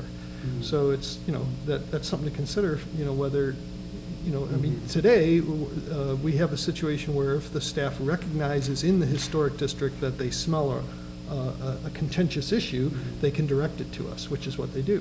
So for the historic district, largely we're I would say, attuned to the issue at least. Whether we catch them all or not, or at least we know it's out there and we have a process that allows us to review those, both as a staff and as a commission. It doesn't happen uniformly, though. Yeah, well, I think you raised a really good point. In the historic district, post 2003, how many of the problem childs and their subjective problem childs that were in the presentation didn't get to us? Well, and I think it's more than the historic district. Could we have influenced the outcome at all? Is it how big is that problem? Because I like your idea around, I mean, directionally, you want to be the 80-20 rule, where 80% of the fences conform, and they're getting good direction up front to educate and to steer, and then they. I'd like to think you could get to there, so that Yeah. you're only seeing the outliers, but maybe you can't. I mean, then you raise a good issue, somebody's got to judge it, but and I don't know how many fence permits you grant every year either, because we might be talking about, 2 or 1,000, and I don't even know, so. Yeah. Well, I mean, are there any street-facing, character-impacting fences in the historic district, off the top of your head, that weren't brought to us? I would say yes. There certainly are fences that But are installed street-facing, along the street. pedestrian impacting. There have been some on Sheridan Road Yeah. that we've had as petitions, just a new gate, a new. Oh, no, pillar. I'm saying ones that never got to us, that were approved and done without us. Oh. I see the ones that were brought to us when I'm here. I'm talking about, oh my God, there's a fence there, and did the Historical Preservation Commission approve that? Those guys are not doing their jobs. Well, Take that guy off. any street-facing fence that's not in a historic I'm district. talking, but in the historic district. So then we make I historic would say that, districts. yes, there are occasions when fences that are visible from the public right-of-way are submitted for permit and approved. I think we use the guidelines that we have in place now to approve those projects on the staff level. I think the question is, moving forward, given some of the examples that the Preservation Foundation provided you this evening, is would additional regulations or standards benefit the community character, the historic character of Lake Forest? So were those fences good? Yes. You don't know. I'm with You Fred. don't I'm with Fred. Well, I mean, but you might know. I think it'd be really be hard. hard. We could maybe improve on those guidelines, but I think I'm with Fred. I mean, it's contextual. I'd be more comfortable with, it has to go through this process. Well, I think If it's it's street facing in the historic district and it's, substantial, and you could do it just like a demolition of 50% more, then it needs to come here. If it's a change or maintenance to the existing design and there's no alteration, then it's right through. If it's a total change and it's not compatible with the adjoining, streetscape, there was a fence on that road that was being proposed, and you guys kept it from us because it would have been rejected. Those kinds of things we want to see, the exceptions that are out of the context of the, historic character of the neighborhood. And those should be forced to come up, or we shouldn't. I think that's the spirit, at least, that I'm thinking of. Yeah, I mean, well, I'd like to see the rules be applied a little more uniformly inside and outside of the historic district. I think that's, from my point of view, we have a mechanism today, whether it's a good one or a bad one, of how to talk about issues inside the historic district. I don't know that there is one for outside of the historic district. So it seems like, this is a broad approach. The Planning Commission's talking about it, so not just talking about the historic district, you're talking about all over town, what do you do? So it seems like a uniform approach to it might make some sense, at least in terms of having a process, whether it's two different, I think it's fine to continue to have the HPC look at inside the historic district and somebody else to look at outside the historic district, but the rules of the road should be similar or the same in terms of, whatever your guidelines want to be and whether you improve your guidelines or not. And I think that's, slippery slope in terms of, getting too specific. I do, personally, I think that, granting the staff some latitude inside the rules of the road is a smart thing to do, because I think that we don't want to see every fence application, and we need to rely on them to have enough skill to direct us to the solutions that need, more than a cursory kind of, yes, that works good for the staff. Now, I know Fred, I think, would be sounded like you would be a little more inclined to see more than less fences in that, because in that case, maybe there's maybe only half the fences are slam dunks because they absolutely conform to something, and maybe the rest aren't. I don't know, that's a question. Maybe because there's adjacent fences that are completely different, maybe it might not be about the fence that's being built, it might be about the 6 other fences that you can see when you're standing there looking at that fence. So you have to think about those things. But Yeah, no, I agree. I think it has to be holistic across historic and non-historic.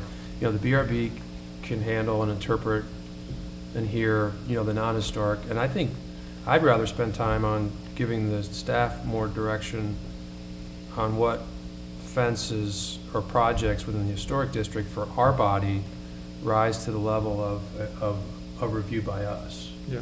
And give them guidance there, because then it's contextual. I think we should link the design guidelines to the ordinance as a guide. They're there, they're being used already, that's a no-brainer. But I think if we apply or give the staff more direction around things that we want to see based on either their landmark status, their historical contribution. You might consider one other thing, and that is, we see houses all the time that have not great fences, or some aspect of the fence that we would probably not prefer to see. And I think a lot of them have to do with how much fencing is visible from the street in terms of side yard fences. We see those houses all the time come in for quite major renovation permits for inside work, for other work, that kind of thing. And maybe there's a trigger point where you can get some retroactive relief on really offensive kinds of conditions as a part of, the work that's being done by a homeowner. And I would tread lightly on that, but I think, that's probably the only opportunity I can really think of to do that. Yeah, or just a new fence, Well, I think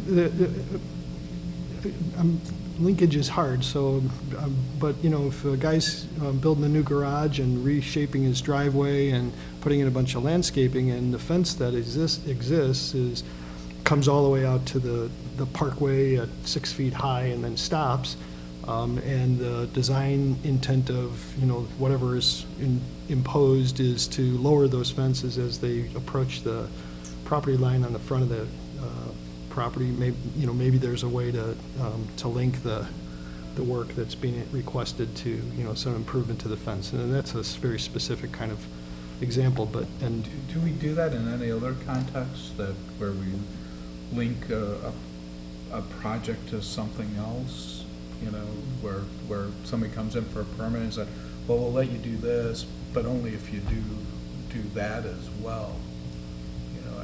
Do we do that in any other situation? It's a good question. Quid pro quo. I think it's all grandfathered in, I think in general, if there's an existing condition and they're not proposing any change to that aspect, it is left alone. There are some provisions in the building code that, if you're touching so much percentage of a wall or a portion of the building, it does spark additional requirements to upgrade, to bring, electric lines up to code, or water lines, whatever it may be. So there are some instances like that. Right, so think about it from this point of view. We have quite a number of fences that exist in Lake Forest, and we're considering ways to make it, let's just call it more difficult, or at least a different set of rules for new fences going forward, okay? So now, how difficult do you want to make that different set of rules? Because, it's kind of like some people have fences that might be really, not good, and, we might be micromanaging the new ones that are quite better than the existing ones. So it's like, you know what I'm saying? It is, it's challenging. The city attorney discourages code amendments that are going to create a significant number of non-conforming situations. It does open up the discussion of, what is legal in those cases. So I think as the Plan Commission is discussing that, they have to be cognizant of that, and really look at the regulations that they recommend to the City Council with that in mind.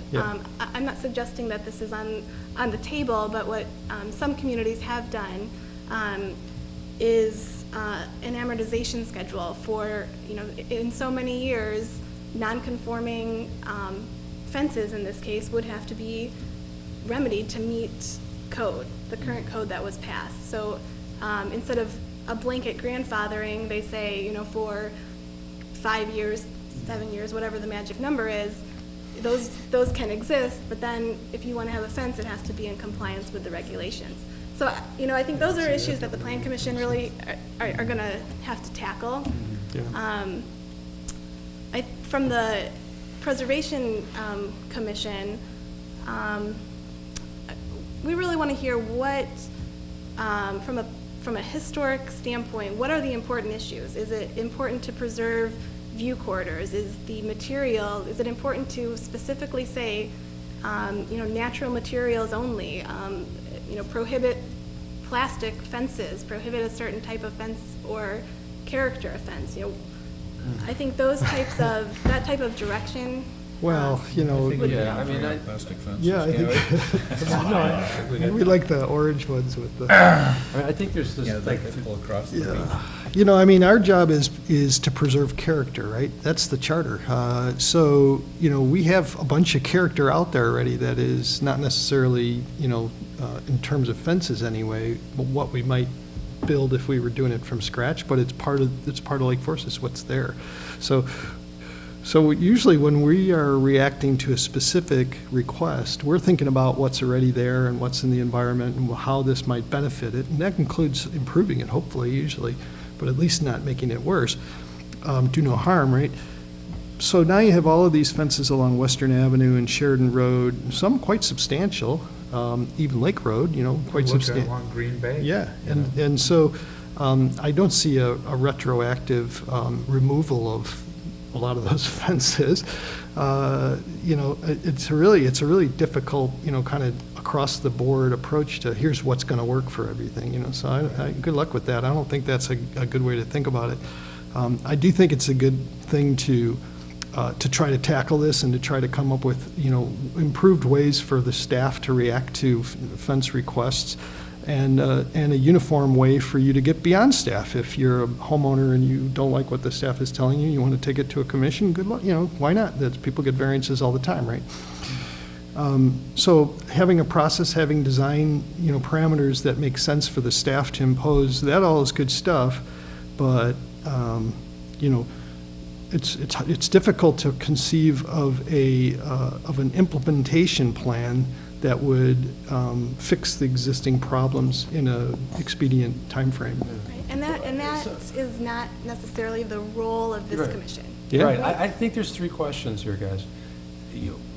The first is, let's look at these fence guidelines, all right? And there's first question, should we add to them? Yes or no? And if yes, what? Should we link them explicitly to the ordinance that's being modified by the Planning Commission? Yes or no?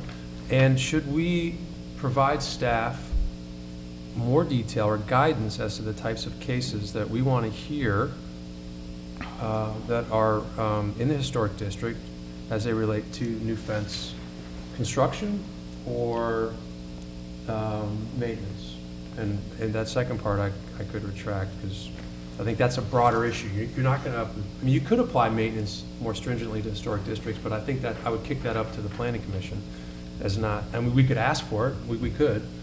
Well, so let's start with But I don't know if the nuisance ordinance already covers right, it that's my point, sufficiently. Yeah. So those are the three questions I have, so. Well, linkage to the ordinance, I think, is, I think that's a good thing. I think that's what the city council has asked the planning commission to consider, and, usually when someone asks you to consider, it's because somebody thinks it's a good idea. It seems like it's a good idea to me. However, when you have linkage to the ordinance, I think that also means you don't want to have narrow linkage. You want to have, you need to be able to consider a broad range of difficulties and issues and circumstance, right?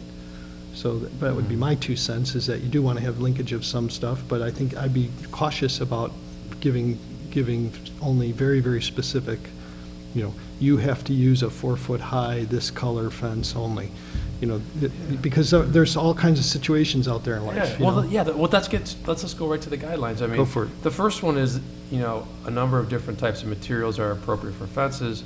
We recommend cast iron, wrought iron, wood pickets, appropriate for front yards, vertical boards and other flat, I'm sorry, on my glasses With on. a flat But, back. it's general direction on materials that I'm comfortable with. And then they should be appropriate materials and design and scale to the period and the character of the surroundings. That's certainly compatible with our charter and what we try to do when we look at these things. And they should be designed to allow views of the yard and the building. We've certainly considered that in some of the petitions that I've been on. And the ones in the back, can be more opaque. and they should be compatible with existing fences and walls and, you know, this meandering kind of streetscape that we protect in the historic district. So I think this is my opinion, but the guidelines that you've articulated and you loosely use to steer petitioners that we may or may not see are good, and I think they're appropriate and they're a sufficient level of detail, assuming that we see the petitions you know, that are impacting those very streetscape themes that they articulate. And I think we should come out and say that. I'd like to know how many of those there are. Okay. I'd like to know if we're talking about 50 fences a year, or 10 fences a year, or 200 fences a year, you know, in the historic district that would meet that. Because Jim's just basically saying, yes, here's your design criteria, link it in the ordinance, we want to see them. And I'm not sure we want to see them. That impact. That material We impact. do need to see things that And it's still impact giving the them a environment. call. It's not saying all of them. I didn't say all of them. I said a material impact to what we're trying to preserve here, the character. You know, and you keep it at that level, then you're still gonna have subjectivity, but maybe there's more teeth to it. But I don't wanna see, I mean, I can tell you what I don't wanna see. I don't wanna see a change in a fence that's already existing and it doesn't deviate from its existing character that's already been approved or is there. Correct me if I'm wrong. What I'm Yeah. hearing from Commissioner Preschlack is that the guidelines as they read today are adequate, and perhaps there should be mention that if these items are not achieved, then those fences could be brought before the Historic Preservation Commission or the Building Review Board, depending on the location of the property. Well, things are already brought to HPC. So, I mean, there's some mechanism to bring certain fence questions before us. And the question is, do we need something different? I think this is basically what's used now to bring them before us. It's just not in the ordinance. It's in the staff's review of something in the Right, but the district. question is, do we need anything more or different?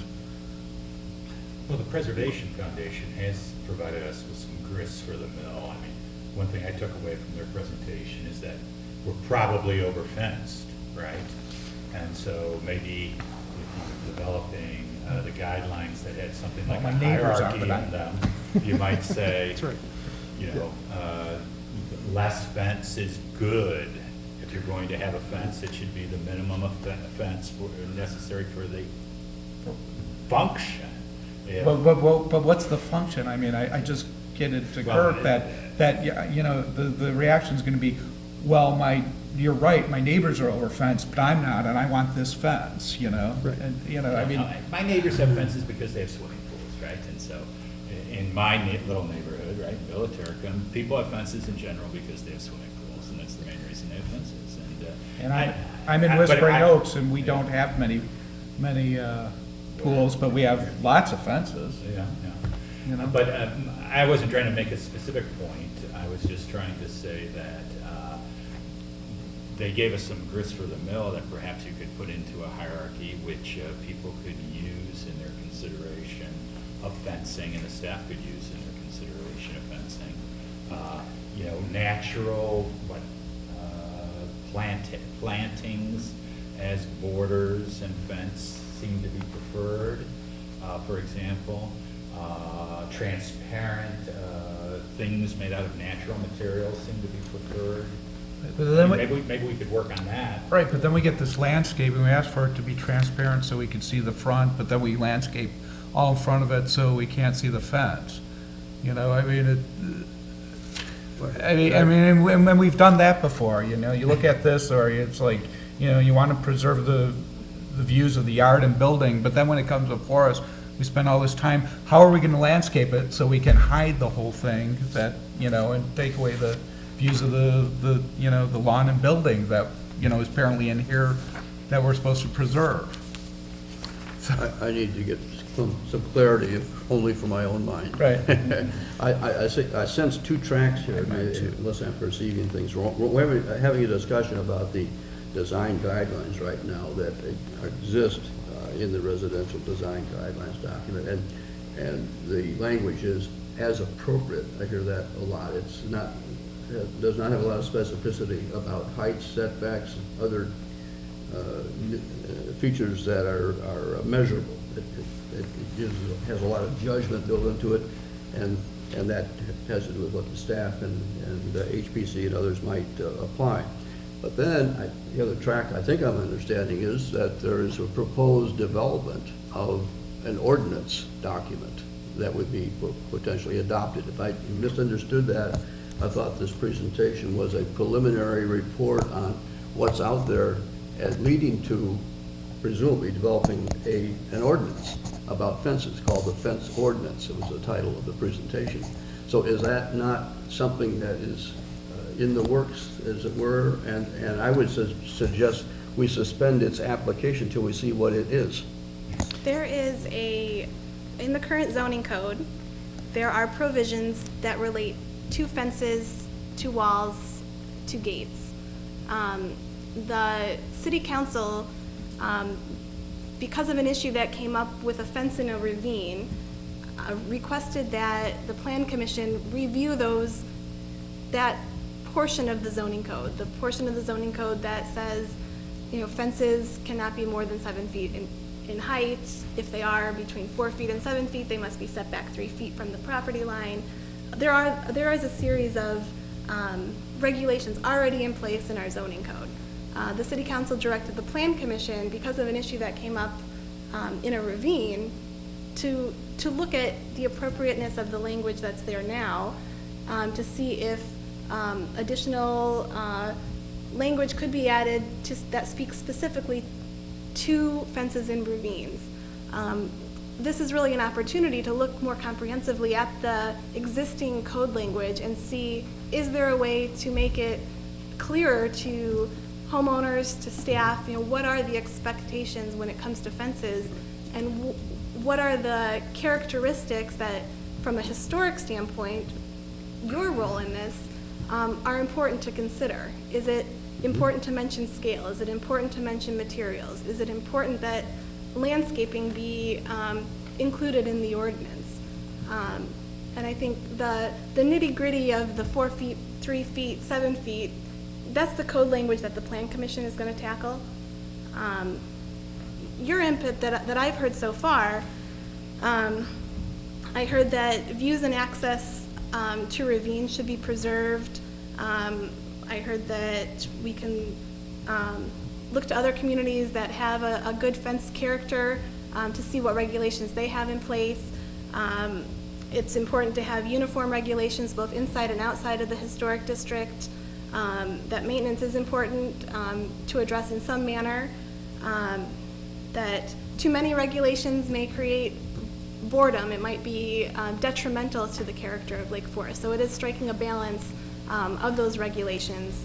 And that we do have the design guidelines, and that, yes, it might be a good idea to attach that by reference to the ordinance to help this become part of the consideration when somebody wants to put up a fence, not strictly the numbers and regulations outlined in the zoning code, that these have a little bit more judgment, as you said, attached to it. So that's the feedback that I've heard so far. Correct me if I'm wrong on any of that. It's a work in progress, is what I'm understanding. It is. At this point, we're gathering input from various boards and commissions, really to give the Plan Commission a wide range of information so that they can start their deliberation on the specific code language. But I think the input from the more design-oriented boards is important, because you are charged with preserving the character of Lake Forest. And as we've seen in some of the images presented this evening, fences do affect that, and they can either do it in a good way or a bad way. So context is king, because what's there already is a very important when you're considering what else to put there. So, I think you have to be very careful about, out of context applications. Yeah, I think I think you did a great job summarizing. I think the one thing we're wrestling with is, for our board, how many and what criteria or additional guidance should we give you to make sure that we're seeing the fence construction new or modified that, to Kurt's point, is contextual in the historic district that we want to make sure that we can influence. And I mean, I'm open to what you guys think. Well, Maybe you know, we're the getting only, them already, and yeah, we the don't only need thing to do I, anything. the only thing I have to add about it is, you know, I'm not aware of, in the last 3 years at least, of a fence inside the historic district that was constructed outside of our review that someone at least called to my attention as being an offensive, you know, solution. I'm not aware of Well, one. that was the question I asked around 30 minutes ago. Yeah. I asked, There I might asked be one, Megan but I don't know if one. in the historic district, there were projects that Yeah. were street facing that were done and approved and we didn't see, you know? And if the answer is yes, and there's a lot, maybe someone didn't talk to us, or Yeah.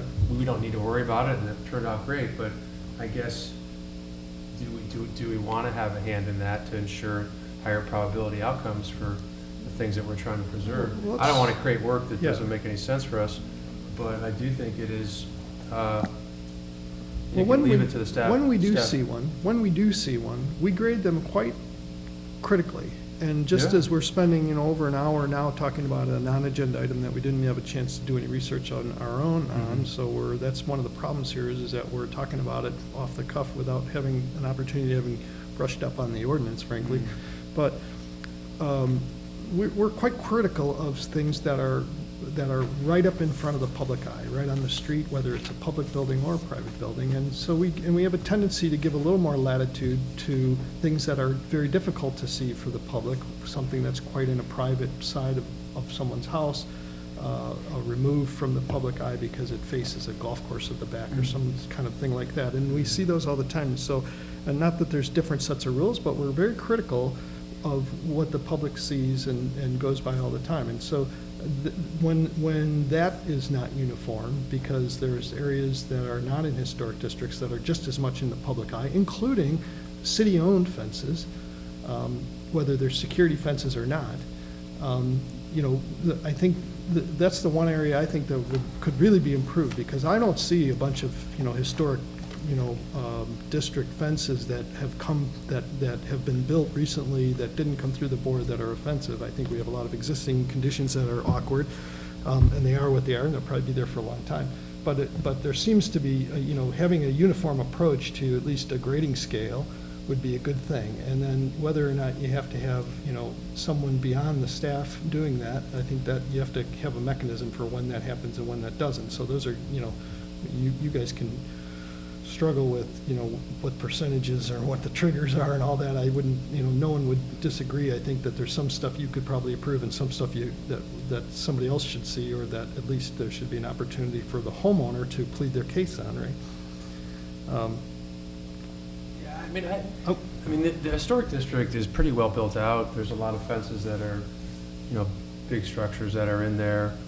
I mean, yeah, I guess, you know, the two that we saw, like the one on Sheridan, do you think if they weren't doing extensive work to the house and they were just adding the fence, that would have come up to us? Because I think Kurt's right. I mean, when we do see things, we had a really long discussion around that, around the height of it and the transparency into the building and its compatibility with the house and the structure and its relationship with it. And That's a good question. You know, Do you think we would have seen that? We would have seen that?